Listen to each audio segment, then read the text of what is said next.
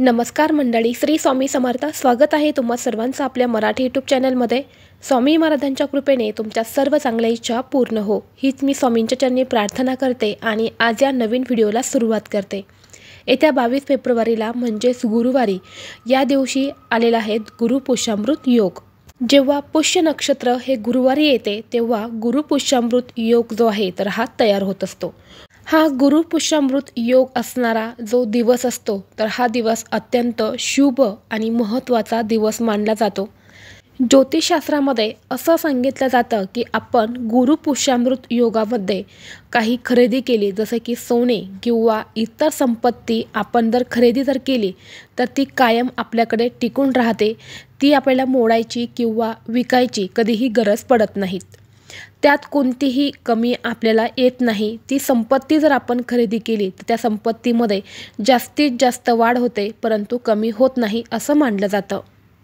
त्यामुळे गुरुपुष्यामृत योगामध्ये लोक सोनं खरेदी करतात, त्याचबरोबर चांदी खरेदी करतात, घर किंवा इतर संपत्तीसुद्धा या दिवशी खरेदी करत असतात, जेणेकरून ती संपत्ती आपल्याकडे कायम राहील. या दिवशी कोणतंही काम कराल ते यशस्वी होतं. म्हणून या दिवशी अनेक जण महत्त्वाची कामंसुद्धा पूर्ण करत असतात. जसं की कोर्ट कचेरीची कामं असेल, जमिनीबद्दलची काही कामं असेल तर तीसुद्धा या दिवशी केली जातात आणि त्या कामांमध्ये सुद्धा आपल्याला यश मिळतं असं सुद्धा म्हटलं जातं. तर पहा, सर्वांकडेच पैसे असेल किंवा सर्वांनाच सोने, चांदी, घर, बंगला, गाडी या वस्तू खरेदी करणे शक्य नसतं. तर अशावेळी तुम्ही सोनं खरेदी नाही केलं तरीसुद्धा चालेल, परंतु सोन्यापेक्षाही मौल्यवान तुम्हाला काही वस्तू सांगणार आहेत, ह्या तुम्हाला घरी खरेदी करून आणायच्या आहेत. या वस्तू जर तुम्ही या दिवशी आपल्या घरामध्ये खरेदी करून आणल्या तर आपल्या घरातलं दारिद्र्य आणि गरिबी ही संपूर्णपणे नष्ट होते. आपल्या घरात अखंड लक्ष्मी वास करत असते. माता लक्ष्मी ही कधीही आपलं घर सोडून जात नाही. तर अशा कोणत्या वस्तू आहेत ज्या आपल्याला या गुरुपुष्यामृत योगावरती म्हणजे या गुरुवारच्या दिवशी खरेदी करून आणायच्या आहेत, याबद्दलची संपूर्ण माहिती मी तुम्हाला आज या व्हिडिओमध्ये देणार आहे. त्यामुळे तुम्ही व्हिडिओ शेवटपर्यंत पाहत राहा. चॅनलवरती नवीन असाल तर सबस्क्राईब करा आणि असेच माहितीपूर्ण व्हिडिओ पाहण्यासाठी बेल आयकॉनला प्रेस करा, म्हणजे जेव्हा कधी मी नवीन व्हिडिओ अपलोड करेल त्याचं नोटिफिकेशन सर्वात अगोदर तुम्हाला भेटेल आणि तुम्ही एक पण व्हिडिओ मिस करणार नाही. तर पहा, गुरुपुष्यामृत योग जेव्हा असतो त्या दिवशी आपण साक्षात माता लक्ष्मी, धनाचे देवता म्हणजे कुबेर देवता, त्याचबरोबर गुरुवारी हे पुष्य नक्षत्र आलेलं असतं, यामुळे भगवान श्री हरिविष्णू यांची पूजा करण्याची परंपरा आहे. या दिवशी आपल्या देवतांना प्रसन्न करून घ्यायचे असते आणि काही उपायसुद्धा या दिवशी आपल्याला करायचे असतात. तर बघा, आता ज्यांना सोनं चांदी खरेदी करणं शक्य आहे त्यांनी थोडं तरी गुंजभर सोनं कमाईना नक्की घरी खरेदी करून आणा, खूप शुभ मानलं जातं. परंतु सर्वांनाच सोनं चांदी खरेदी करणं शक्य नसतं. अशावेळी अशा लोकांनी कोणत्या वस्तू खरेदी करून आणायच्या आहेत हे तुम्हाला मी आता सांगणार आहे. त्यामध्ये सगळ्यात महत्त्वाची गोष्ट म्हणजे तुम्हाला हळद, जी आपण आपल्या स्वयंपाकघरामध्ये मसाल्यामध्ये जी हळद वापरतो तर ती हळद तुम्हाला घरी खरेदी करून आणायची आहे. तर या दिवशी हळद खरेदी करायला अतिशय महत्त्व आणि शुभ मानलं जातं. हळदीचा संबंध थेट गुरूंशी येतो आणि आपल्या कुंडलीमधला गुरुग्रह हा जर मजबूत असेल तर आपल्याला प्रत्येक कामात यश मिळत असतं.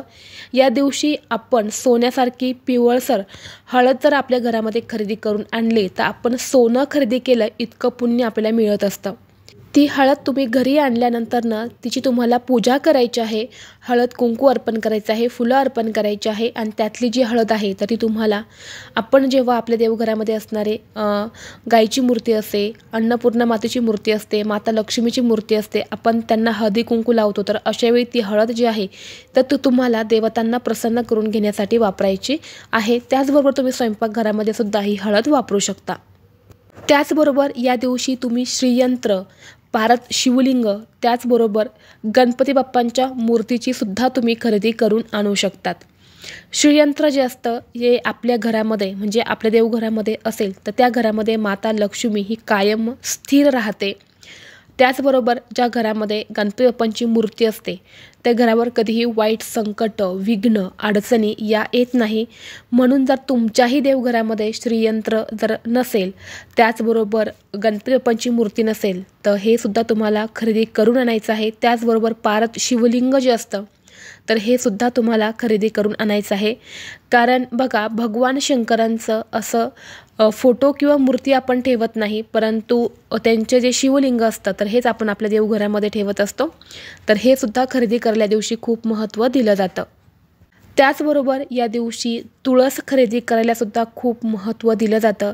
जर तुमच्या घरी तुळस नसेल तर तुम्ही आवर्जून या दिवशी तुळशीची खरेदी करा. तुळस तुमच्या घरी जर तुम्ही खरेदी करून आणली तर म्हणजे तुमच्या घरामध्ये साक्षात तुम्ही माता लक्ष्मीला घेऊन आले इतकं पुण्य तुम्हाला मिळेल. कारण माता तुळशीला साक्षात माता लक्ष्मीचं प्रतीक मानलं जातं आणि ज्या घरामध्ये तुळस असते त्या घरामध्ये माता लक्ष्मी ही कायम स्थिर राहते आणि त्या घरामध्ये कधीही धन संपत्ती, पैसा हा कमी पडत नाही. तर तुम्ही ही एक वस्तूसुद्धा तुमच्या घरामध्ये खरेदी करून आणू शकतात. यानंतर पुढची वस्तू म्हणजे चणा डाळ. जी हरभऱ्याची डाळ असते तर ती चणा डाळसुद्धा या दिवशी खरेदी करायला अतिशय महत्त्व दिलं जातं. ही डाळसुद्धा पिवळसर रंगाची असते, यामुळे सोनं नाही खरेदी करणं शक्य झालं तरीही चालेल, पण अगदी पाव किलो को होईना तुम्हाला ही चणा डाळ जी आहे तर ती घरी खरेदी करून आणायची आहे. आणल्यानंतरनं तिला हळदी कुंकू फुलं अर्पण करा आणि ही जी डाळ आहे तर ही डाळ तुम्ही तुमच्या स्वयंपाकघरामध्ये नक्कीच वापरू शकतात. यामुळे सुद्धा आपल्या घरामध्ये लक्ष्मी ही स्थिर राहते. त्याचबरोबर या गुरुपुष्यामृत योगावरती जे गजलक्ष्मी जे पितळेचे हत्ती असतात तर हे सुद्धा तुम्ही खरेदी करू शकतात. हे समृद्ध मानलं जातं आणि हे आपल्या घरात राहिल्याने कधीही पैशांची कमतरता आपल्याला भासत नाही आणि सदैव आपल्या घरामध्ये सकारात्मकता जी आहे तर ती टिकून राहते. यामुळे जर तुमच्याही घरी जर गजलक्ष्मी म्हणजे हत्तीची मूर्ती नसेल तर तुम्ही आवर्जून पितळेची हत्तीची मूर्ती जी आहे तर तुम्ही या दिवशी खरेदी करून आणू शकतात. त्याचबरोबर बघा, तुम्हाला नारळसुद्धा दिवशी खरेदी करून आणायचं आहे. या दिवशी नारळ घरी आणून त्याची आपल्याला स्थापना करायची आहे. आपल्या देवघरामध्ये जो मंगल कलश आपण स्थापन करतो तर तसा मंगल कलश तुम्हाला स्थापन करून त्यावरती तुम्हाला नारळ आणून ठेवायचा आहे. नारळ हे लक्ष्मीचं रूप मानलं जातं, त्यामुळे व्यवसाय आपला दुप्पट वेगाने वाढतो. आपल्या घरामध्ये भरभराट होत असते. ज्यामुळे तुमच्या घरामध्ये जर मंगल कलश असेल तर त्यावरचा नारळसुद्धा तुम्ही चेंज करू शकतात. तुम्हाला तुमच्या घरामध्ये मंगल कलश स्थापन करायचा असेल तर तो सुद्धा तुम्ही या मुहूर्तावरती स्थापन करू शकतात. तर अशा पद्धतीने या ज्या गोष्टी आहेत तर या आपल्याला या दिवशी खरेदी करून आणायच्या आहे. या वस्तूंना खरेदी करणंसुद्धा अतिशय शुभ मानलं जातं. व्हिडिओ आवडला असेल तर लाईक करा, चॅनलवरती नवीन असाल तर सबस्क्राईब करा आणि असेच माहितीपूर्ण व्हिडिओ पाहण्यासाठी बेल आयकॉनला प्रेस करा. चला तर मग भेटू असंच पुढल्या एका नवीन व्हिडिओमध्ये. तोपर्यंत सर्वांना श्री स्वामी समर्थ.